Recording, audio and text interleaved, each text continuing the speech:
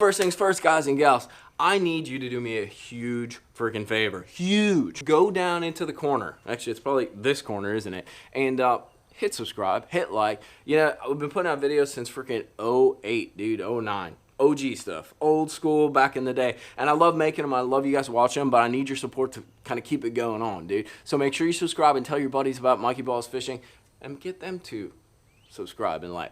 But let's get to the content. These things.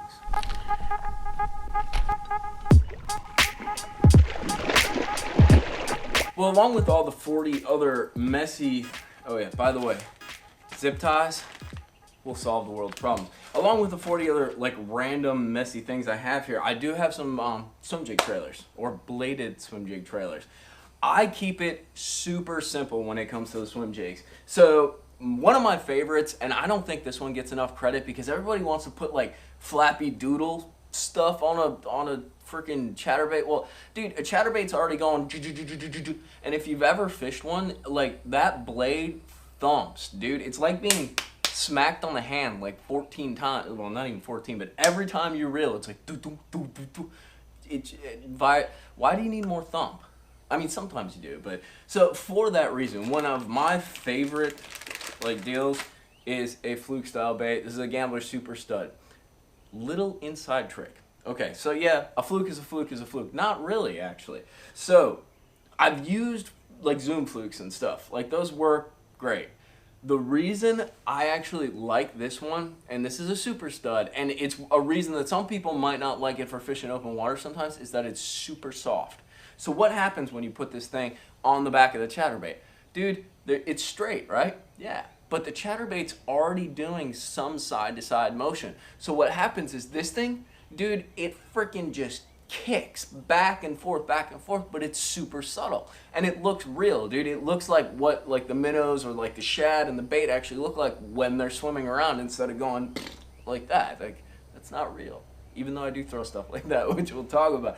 But this is my favorite, dude. A fluke style bait. I prefer super soft ones. Like this is the super stud, but if you can find like a fluke style or a straight kind of fluke style bait like that, super soft though, they're gonna tear up more, whatever, you're gonna get more bites. But dude, the vibration that you get from that chatterbait transmits through that tail, and it's freaking stellar.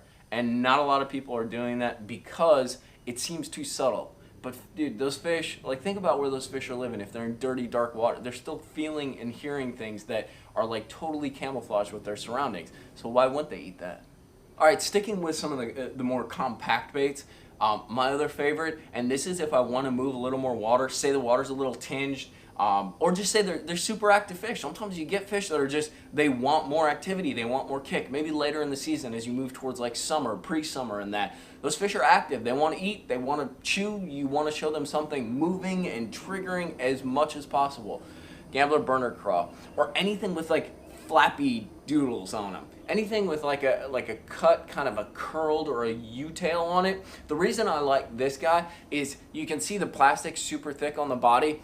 They do that so the hook doesn't come through as quickly or as easily. You can bury the hook, and when you're flipping it, you can actually like keep the hook embedded, even with a snell hook. But it works for us with a chatterbait because what you can do is you can thread that on there, and basically it adds more bulk to the chatterbait. The other cool part, I think I got one tied up.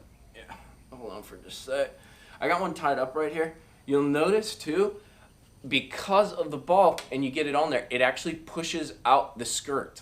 So if you're using like a two-sided silicone skirt like this, it'll actually flare out the skirt and create a more bulky presentation, which if the fish are active in that, that's what you want. Down here in Okeechobee, that's what you want. However, cool part is it's still a compact presentation. It's still something where if a fish kind of swipes at it, they're gonna get hooked. You're not over baiting or over trailing the chatterbait, which is importante. Yep. That's a Gambler Easy Swimmer. Swim baits.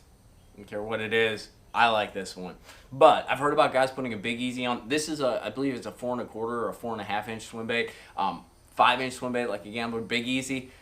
I haven't done it. I've heard about guys doing it. That's a little bit big for me. This, to me, the Easy Swimmer is the big fish setup. This is enough bulk, enough big bait, swim bait look. Still, though, you think about it in comparison to like a natural like bait size, and this isn't that big, but this is what's gonna get you big bites. Oftentimes what I'll do is I'll take a little hair of the nose off, like right there, and slide it on there. Here's the other trick, and I've heard about this from multiple dudes who know how to fish this bait better than I do. So I'm following their lead, and I've tried it and it works.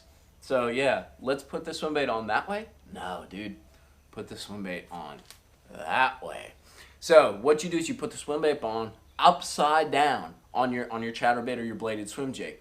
What ends up happening is you get better drag on the tail. The bait won't lift as much because that tail, when you drag, it causes lift because it pushes upward because of aqua dynamics. This way, you're not going to have as much lift with the bait, which is good because you want to stay in contact with that grass or nearer to the bottom so that you're controlling how high the bait runs. And it makes it dart. So what ends up happening is this tail's swimming. Wow, that you're really going to be able to see that, right?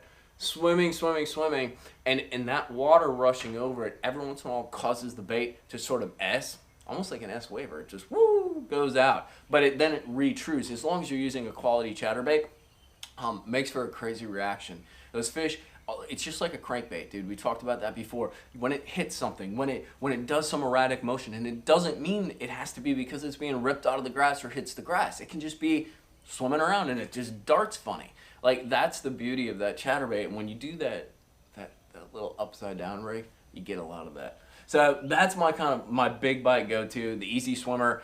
You can go down to a little bit smaller swim bait depending on your forage size. Say they're eating, shad spawn, kind of like shad. So obviously you're gonna go a little bit smaller, but when it comes to big bites, you can't beat that guy. Well, guys, that is a wrap on chatterbait fishing, or at least the two setups that I think are absolutely essential when it comes to chatterbait fishing. Basically, if you got grass, you better have a chatterbait tied on. It's been a hot deal down here on Lake Okeechobee, Lake Kissimmee, just any of the grass lakes. It's grass chatterbait.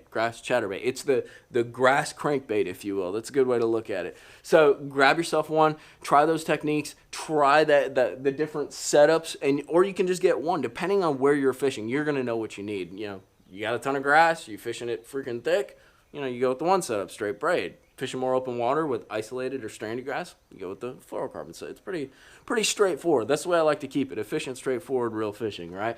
So, in any case, let me know how you like that. Let me know what you want to see video-wise. Make sure to subscribe, guys. Your support for this channel keeps it going. It's my little hobby, but it's not free. So, you make this happen. That's really what it comes down to. So, tight lines. Make sure you subscribe and like down in the corner, and we'll see you around next time. These things